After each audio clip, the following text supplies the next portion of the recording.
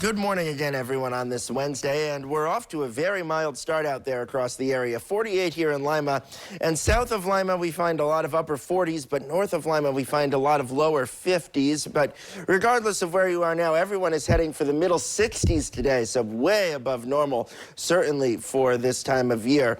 And satellite and radar does show that we are dry across the area, and this will continue through the daytime hours today. And as we zoom on out, we're going to find really not a whole lot. There are some very slight cloud coverage areas just to the east of Chicago, and so we do expect partly cloudy skies today, but it certainly is not going to be all that bad of a day in terms of sky coverage or temperatures.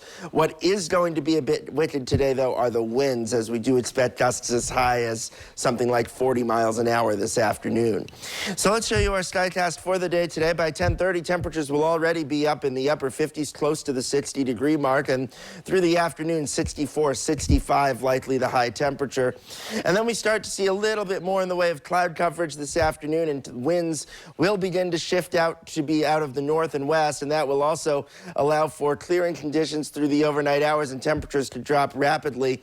Probably not quite this low, but we do expect to see temperatures tonight close to freezing. I think we stay slightly above, around 34 degrees for the overnight hours tonight. And then as we work our way through the day tomorrow, a much cooler day, but not bad. A pretty much average day with temperatures in the middle 50s and some very light wind tomorrow. So the wind won't last very long, but when it does, you'll certainly know that it's out there today. So let's take a look at what that wind gust potential is around 2 o'clock today.